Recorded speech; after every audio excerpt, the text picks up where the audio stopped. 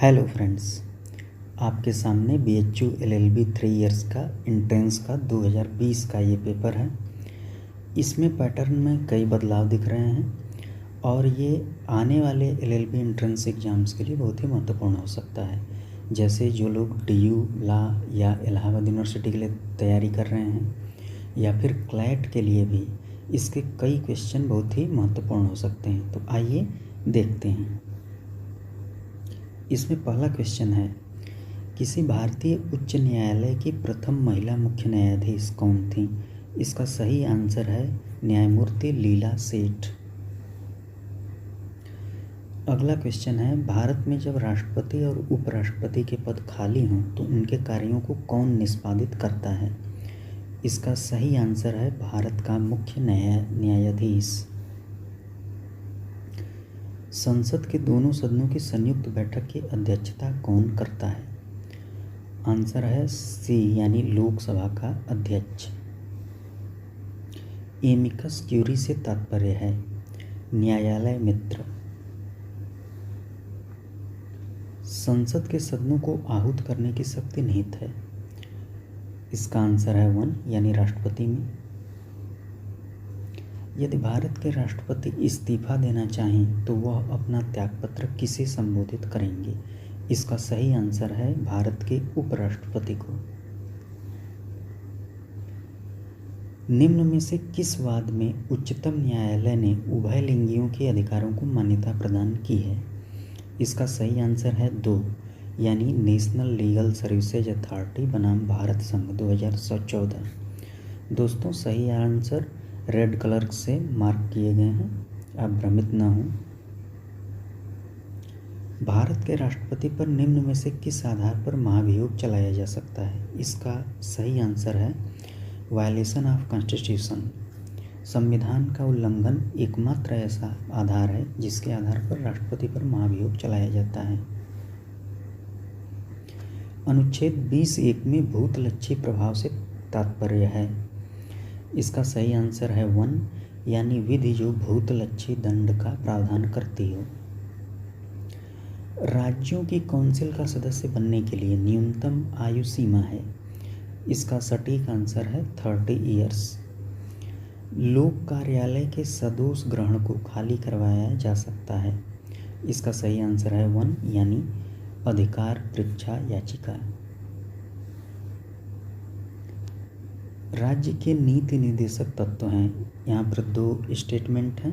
पहला है ये असंशोधनीय है, दूसरा है किसी भी न्यायालय द्वारा प्रवर्तनीय नहीं है और तीसरा स्टेटमेंट है देश के शासन के लिए मूल है।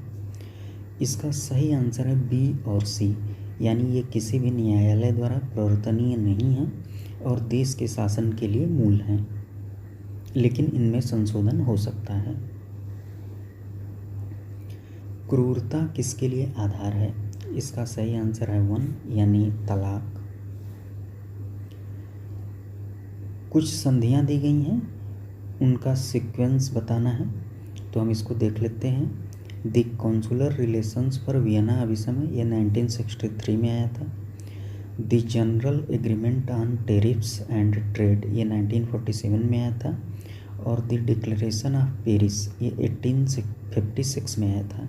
तो इसका सही आंसर होगा 2 यानी 3-2-1। अगला क्वेश्चन है, विधिमान्य रूढ़ि के आवश्यक तत्व हैं। इसका सही आंसर है लंबी कालावधि, निरंतरता और संगतता यानी long duration, continuity and consistency. अगला क्वेश्चन है, ICJ के सदस्य कितने वर्षों के लिए निर्वाचित होते हैं?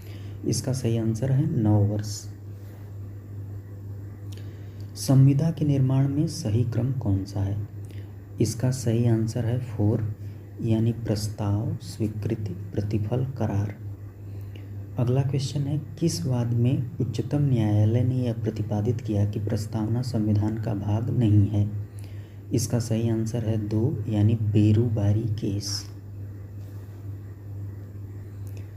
अगला क्वेश्चन है कि संविधान के 86वें संशोधन 2002 के द्वारा शिक्षा के अधिकार का प्रावधान जोड़ा गया था, जिसके अनुसार किसी राज्य द्वारा बनाई गई विधि के अनुसार सभी बच्चों को मुफ्त व अनिवार्य शिक्षा के लिए बाध्यता की गई है, बशर्ते कि उस बच्चे की उम्र होनी चाहिए। इसका सही आंसर है 2 यानी 6 से 14 वर्ष। अगला क्वेश्चन है, यहाँ पर कुछ आर्टिकल्स दिए गए हैं और उनके प्रोविजंस से उनका मिलान करना है। तो हम सभी जानते हैं कि यूनिफॉर्म सिविल कोड आर्टिकल 44 में है, समान न्याय एवं निःशुल्क विधिक सहायता ये 39A में है, ग्राम पंचायत का गठन आर्टिकल 40 में है और राइट टू वर्क 41 में है। तो इसका मिलान करने पर सही आंसर होगा 3 यानी 2, 3, 4, 1। प्रतिशोधात्मक दंड के सिद्धांत का उद्देश्य है। इसका सही आंसर है 2 यानी गलत कार्य करने वाले से बदला लेना। अगला क्वेश्चन है, अ ब को स की हत्या के लिए उकसाता है और ब ऐसा करने से इनकार कर देता है। अ ने कौन सा अपराध किया है? इसका सही आंसर होगा हत्या करने के लिए दुष्प्रेरण। अगला क्वेश्चन है, सी बॉक्स परिवाद संबंधित है। इसका सही आंसर है महिला एवं बाल विकास मंत्रालय से। एक राज्य की विधान परिषद को समाप्त किया जा सकता है। इसका सही आंसर है 4 यानी संसद द्वारा राज्य विधानमंडल की संस्तुति पर। अगला क्वेश्चन है, ए राज्य विधानमंडल का सदस्य बनने का इच्छुक है। राज्य विधानमंडल का सदस्य बनने के लिए उम्मीदवार को कतिपय अर्हताओं से युक्त होना चाहिए। निम्नलिखित में से कौन सा राज्य विधानमंडल का सदस्य बनने के लिए आवश्यक अर्हता नहीं है? इसका सही आंसर है 2 यानी LLB की डिग्री होना कोई जरूरी नहीं है। मैप से भी क्वेश्चन आया है, पूछा गया है कि छत्तीसगढ़ की आम सीमा किसके साथ नहीं है? इसका सही आंसर है बिहार। अगला क्वेश्चन है, पृथ्वी पर मौसम के बदलने की क्या वजह है? इसका सही आंसर है पृथ्वी की धुरी का झुकाव। अगला क्वेश्चन है, निम्नलिखित में से किसे मध्यरात्रि सूर्य की भूमि कहा जाता है? इसका सही आंसर है 3 यानी नॉर्वे। अगला क्वेश्चन है, व्यापारिक हवाएं सबसे मजबूत कब होती हैं? इसका सही आंसर है 2 यानी विंटर में। अगला क्वेश्चन है, किस अंतर्राष्ट्रीय संगठन ने अपनी रिपोर्ट में उल्लेख किया है कि जल प्रदूषण ने विश्व स्तर पर अर्थव्यवस्था को प्रभावित किया है? इसका सही आंसर है फर्स्ट यानी वर्ल्ड बैंक। कौन सा हार्मोन मनुष्य में भूख को उत्तेजित करता है? तो इसका सही आंसर है 1 यानी ग्रेलिन। विटामिन सी क्या है? इसका सही आंसर है 1 यानी एस्कॉर्बिक एसिड। अगला क्वेश्चन है, टेबल शुगर क्या है? तो हम सभी जानते हैं कि सुक्रोज को टेबल शुगर कहते हैं। निम्नलिखित में से कौन मिश्र धातु नहीं है? इसमें सही आंसर है हीरा और बाकी जितने भी ऑप्शन हैं वो सभी मिश्र धातुएं हैं। अगला क्वेश्चन है, वह पदार्थ जिसका कीटनाशक की तरह उपयोग नहीं हो सकता। इसका सही आंसर है 1 यानी ब्लीचिंग पाउडर। नेक्स्ट क्वेश्चन है, हरियाणा सरकार ने BPL के लिए आय की सीमा 10,000 से बढ़ाकर कर दी है। इसका सही आंसर है 1 यानी 15,000। 52वीं आसियान विदेश मंत्रियों की शिखर बैठक 2019 आयोजित की गई थी। यह प्लेस पूछा गया है और इसका सही आंसर है 1 यानी बैंकॉक में। अगला क्वेश्चन है, कैफे श्रृंखला कैफे काफे डे के संस्थापक VG सिद्धार्थ का मृत शरीर किस नदी में मिला? इसका सही आंसर है नेत्रवती। दोस्तों, हम सभी देख रहे हैं कि इसमें करंट अफेयर्स के जो भी क्वेश्चंस आए हैं वे काफ़ी पुराने हैं, तो आप लोग इस बात के लिए तैयार रहिए क्योंकि ये कोरोना काल चल रहा है। पेपर कब बना है, कैसे बना है, हम नहीं जानते। तो अगले जो भी एग्जाम्स हैं उसमें पुरानी करंट अफेयर्स पूछे जा सकते हैं। अगला क्वेश्चन है, किसे भारत के तीरंदाजी संघ के अध्यक्ष के रूप में चुना गया है? इसका सही आंसर है 1 यानी अर्जुन मुंडा। जसवंत सिंह कमल एक प्रसिद्ध लेखक और साहित्य अकादमी अवार्ड से सम्मानित किए गए। वे किस भाषा से संबंधित हैं? इसका सही आंसर है 1 यानी पंजाबी। अगला क्वेश्चन है, भारतीय क्रिकेटर जिन्होंने इंटरनेशनल क्रिकेट में एक दशक में 20,000 रन पूरे किए हैं। इसका सही आंसर है फर्स्ट यानी विराट कोहली। अगला क्वेश्चन है, क्यूएस विश्व यूनिवर्सिटी रैंकिंग 2020 में आईआईटी बॉम्बे को क्या रैंकिंग दी गई है। इसका सही आंसर है फर्स्ट यानी 152। निम्नलिखित में से किस बैंक ने अपने सर्वेक्षण में संकेत दिया है कि भारतीय किसान परिवार के बीच आय असमानता लगातार बढ़ रही है। दोस्तों, इसका सही आंसर है वर्ल्ड बैंक। अगला क्वेश्चन है, स्वदेशी एंटी टैंक मिसाइल जिसका 3 बार सफलतापूर्वक परीक्षण किया गया है उसका क्या नाम है। इसका नाम है नाग, यानी फर्स्ट ऑप्शन सही है। अगला क्वेश्चन है, भारत के सर्वोच्च न्यायालय के पूर्व न्यायाधीश का नाम जिन्होंने फिजी के शीर्ष न्यायालय में न्यायाधीश की शपथ ली है। ये हैं न्यायमूर्ति मदन बी लोकुर, यानी फर्स्ट ऑप्शन सही है।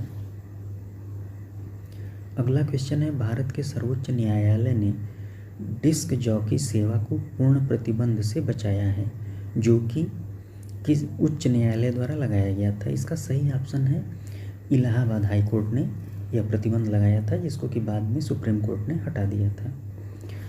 हड़प्पन स्थल धौलावीरा कहाँ स्थित है। इसका सही आंसर है 1 यानी गुजरात। अगला क्वेश्चन है, अशोक और इनमें से किसके शासन के बीच समानता है। इसका सही आंसर है 2 यानी डैरियस। ध्यान दीजिएगा, इसमें इंग्लिश और हिंदी में थोड़ा अंतर है। इंग्लिश में है there is a similarity between the edicts of Ashoka and ट्रोजाफ। तो डैरियस और अशोक के एडिक्ट्स में समानता है, तो इसका सही आंसर 2 होगा। अगला क्वेश्चन है, औरंगजेब द्वारा मुगल साम्राज्य में जोड़ा गया अंतिम दक्कन राज्य कौन सा था। इसका सही आंसर है 3 यानी गोलकुंडा। द्वितीय आंग्ल मैसूर युद्ध की समाप्ति हुई थी। इसका सही आंसर है 1 यानी मंगलौर की संधि से। अगला क्वेश्चन है, 1857 के विद्रोह के समय मुगल शासक कौन था। ये तो सभी लोग जानते हैं, फर्स्ट बहादुर शाह जफर। नेक्स्ट है, अमर कथा यानी माई स्टोरी किसकी आत्मकथा है। इसका सही आंसर है 2 यानी विनोदिनी दासी। अगला क्वेश्चन दिया है, उसमें कई आंदोलन दिए गए हैं और उनको सीक्वेंस में करने के लिए कहा गया है। तो हम सभी जानते हैं कि चंपारण आंदोलन सबसे पहले हुआ था 1917 में, असहयोग आंदोलन 1921, सविनय अवज्ञा आंदोलन 1930 और भारत छोड़ो आंदोलन 1942। तो इसको जब हम सीक्वेंस में करेंगे तो इसका सही आंसर होगा 3 यानी CABD। अगला क्वेश्चन है, किस गवर्नर जनरल ने भारतीय सिविल सेवाओं को प्रारंभ किया। दोस्तों, इस क्वेश्चन को लेकर कुछ विवाद भी संभव है, क्योंकि लॉर्ड कॉर्नवालिस को भारत में सिविल सेवाओं का जनक कहा जाता है, यानी मुख्य काम लॉर्ड कॉर्नवालिस ने ही किया था। हालांकि वारेन हेस्टिंग्स के समय से ही सिविल सेवाओं का प्रारंभ हो चुका था, तो इसलिए इस क्वेश्चन पर थोड़ा डाउट हो सकता है, लेकिन मोस्ट प्रोबेबली ये होना चाहिए लॉर्ड कॉर्नवालिस ही। अगला क्वेश्चन है, आज़ादी के दीवाने संग्रहालय का उद्घाटन किस जगह हुआ है। यह संग्रहालय लाल किला में खोला गया है, यानी फर्स्ट ऑप्शन सही है रेड फोर्ट। अगला क्वेश्चन है, भारतीय राज्य व्यवस्था में कौन सर्वोच्च है। इसमें सही आंसर है संविधान। अगले क्वेश्चन में पूछा गया है कि कौन कॉन्स्टिट्यूशनल बॉडी नहीं है। इसका सही आंसर है 4 यानी नीति आयोग। अगला क्वेश्चन है कि भारत की संसद में कौन कौन शामिल होता है। ये तो हम लोग बचपन से पढ़ते चले आ रहे हैं कि राष्ट्रपति, लोकसभा और राज्यसभा को मिलकर संसद का गठन होता है। इसमें उपराष्ट्रपति नहीं है, तो इसलिए इसमें सही आंसर होगा 1 यानी ABC। अगला क्वेश्चन है, भारतीय संसद की लोक लेखा समिति के अध्यक्ष को कौन मनोनीत करता है। तो PAC के अध्यक्ष का मनोनयन लोकसभा का स्पीकर करता है, इसलिए इसका सही आंसर होगा 4। अगला क्वेश्चन है कि संविधान के अनुच्छेद 280 में वर्णित वित्त आयोग का गठन किया जाता है। इसका सही आंसर है 3 यानी राष्ट्रपति द्वारा। अगला क्वेश्चन है, निम्न में से कौन संसद के दोनों सदनों की संयुक्त बैठक की अध्यक्षता करेगा? इसका सही आंसर है 1 यानी स्पीकर ऑफ लोकसभा। अगला क्वेश्चन है कि कुछ प्रावधान दिए गए हैं और पूछा गया है कि ये किस आर्टिकल में है, कौन सुमेलित नहीं है। तो हम सभी जानते हैं कि मनी बिल आर्टिकल 110 में है, राज्यों में राष्ट्रपति शासन 356 में है और यूनिफॉर्म सिविल कोड 44 में है। तो इसलिए तीसरा ऑप्शन इसका सुमेलित नहीं है यानी जुडिशियल रिव्यू। अगला क्वेश्चन, भारत में कौन मुद्रा की पूर्ति को नियंत्रित करता है? इसका आंसर है फर्स्ट यानी भारतीय रिजर्व बैंक। अगला क्वेश्चन है, भारतीय संविधान की प्रस्तावना में वर्णित निम्नलिखित शब्दों का सही क्रम कौन सा है? इसमें फर्स्ट ऑप्शन सही है यानी ये क्रम होगा प्रभुत्व संपन्न समाजवादी पंथनिरपेक्ष लोकतंत्रात्मक गणराज्य। अगला क्वेश्चन है, सरकार को धन उगाहने अथवा खर्च करने के लिए अधिकृत करने वाला विधेयक को क्या कहा जाता है? इसका सही आंसर है 3 यानी धन विधेयक। अगला क्वेश्चन है, RISAT 2BRI के साथ इसरो द्वारा कितने व्यापारिक उपग्रह प्रक्षेपित किए गए हैं? इसका सही आंसर है 2 यानी सेकेंड ऑप्शन इसका सही है और इसरो ने RISAT के साथ 9 अदर व्यापारिक उपग्रह भी भेजे थे। अगला क्वेश्चन है, 27 मार्च 2019 को भारत द्वारा किस एंटी सैटेलाइट मिसाइल का परीक्षण किया गया? इसका सही आंसर है 3 यानी मिशन शक्ति। दोस्तों आप देख रहे हैं कि ये क्वेश्चन 27 मार्च 2019 का पूछा है यानी करंट अफेयर्स की तैयारी आपको 1 वर्ष से ज़्यादा की करनी है। अगला क्वेश्चन है, कौन वृहद रक्तवाहिका है जो हृदय से बाहर रक्त ले जाती है? इसका सही आंसर है 2 यानी धमनी। अगला क्वेश्चन है, संचारी रोग कौन सा है? इसका सही आंसर है 3 यानी मीजल्स। नेक्स्ट क्वेश्चन है, सोमाटोट्रॉफिक हार्मोन से प्रभावित मानव शरीर की निम्नलिखित में से कौन सी वृद्धि है? दोस्तों यह क्वेश्चन भी विवाद का विषय हो सकता है। वैसे तो इसका सही आंसर बोन्स माना जाना चाहिए, लेकिन ये जो हार्मोन है ये सभी टिश्यूज की वृद्धि को प्रभावित करता है, इसलिए इसके ऑप्शन पर विवाद हो सकता है। फिर भी इसको आप मान कर चलिए कि इसका आंसर फर्स्ट होना चाहिए। पंचायती राज संस्थाओं में महिलाओं के लिए आरक्षित सीटों के संदर्भ में कौन कथन सही है? इसका प्रावधान संविधान के अनुच्छेद 243D3 में किया गया है, यह सही है। और अगला स्टेटमेंट है, यह आरक्षण अनुच्छेद 334 में विनिर्दिष्ट अवधि की समाप्ति पर प्रभावी नहीं रहेगा, यह स्टेटमेंट गलत है यानी इसका सही आंसर होगा 1 यानी केवल ए।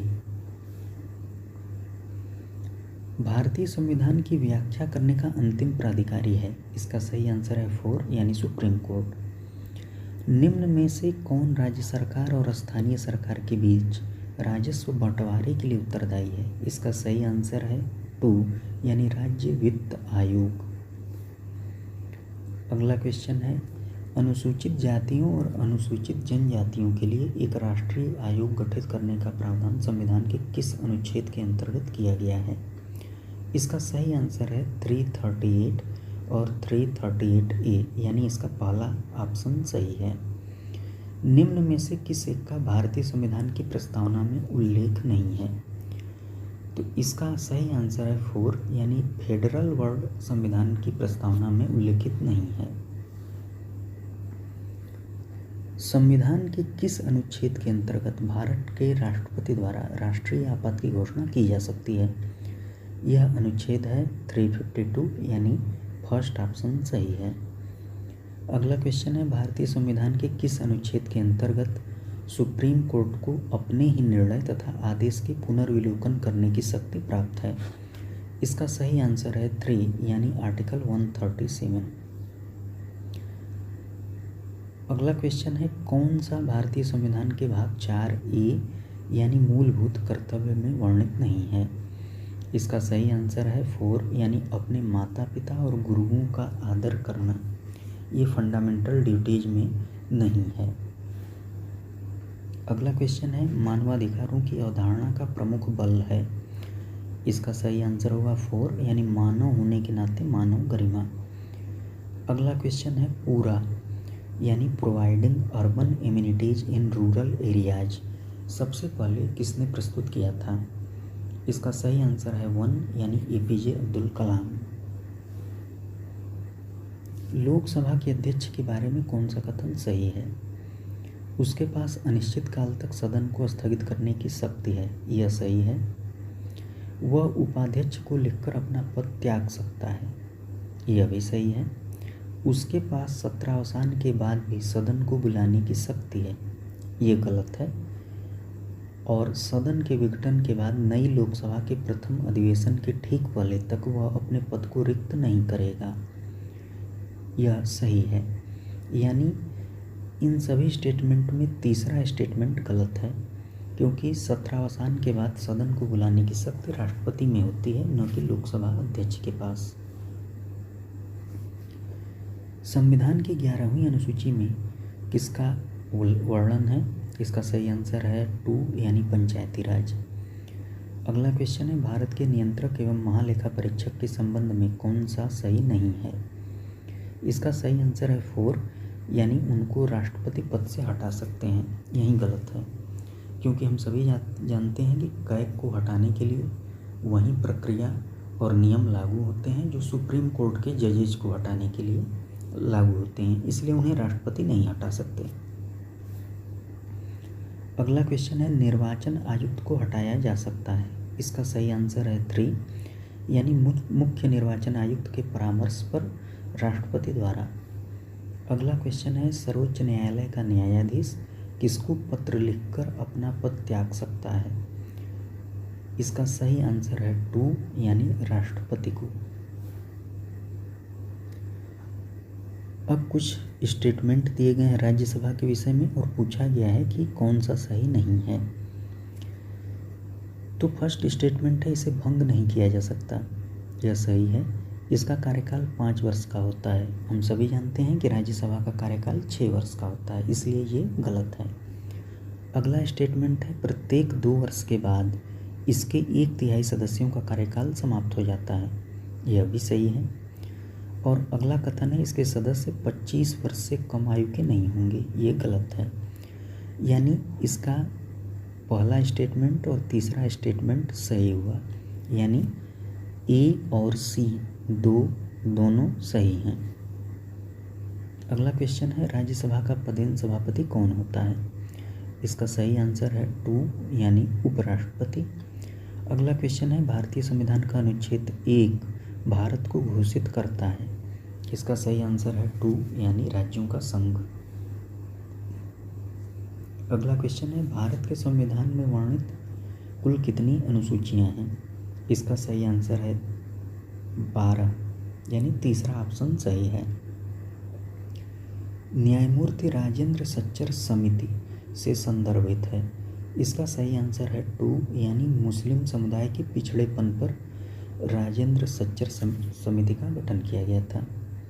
तो दोस्तों आपने देखा कि एक खास बदलाव देखा गया है इसमें कि लीगल एप्टीट्यूड मैक्सिम्स और लीगल टर्मिनोलॉजी से जुड़े हुए क्वेश्चंस बहुत कम हैं, और जो लोग पॉलिटी और कॉन्स्टिट्यूशन को अंडर एस्टिमेट कर रहे थे निश्चित रूप से उनके लिए ये धक्का है, क्योंकि पॉलिटी के क्वेश्चन बहुत आसान है लेकिन उनकी संख्या बहुत ज़्यादा है।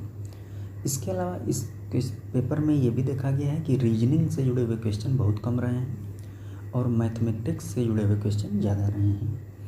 तो आइए देखते हैं कि और कौन कौन से क्वेश्चन इस पेपर में हैं। आगे जनरल हिंदी का पेपर है। जनरल हिंदी में पहला क्वेश्चन है कि हिंदी वर्णमाला का फ किस तरह का व्यंजन है। इसका सही आंसर है 1 यानी स्पर्श। अगला क्वेश्चन है हिंदी वर्णमाला का स किस तरह का व्यंजन है। इसका सही आंसर है 4 यानी ऊष्म। चौपाया में कौन समास है। सही है आंसर द्विगु समास, यानी दूसरा ऑप्शन सही है। नमक का दरोगा किसकी लिखी कहानी है? नमक का दरोगा प्रेमचंद ने लिखी थी। अगला क्वेश्चन है, कामायनी की रचना किसने की है? सही आंसर है 3 यानी जयशंकर प्रसाद। हिंदी दिवस कब मनाया जाता है? इसका सही आंसर है 4 यानी 14 सितंबर। रामचरितमानस की रचना किस भाषा में हुई है? इसका सही आंसर है 4 यानी अवधी।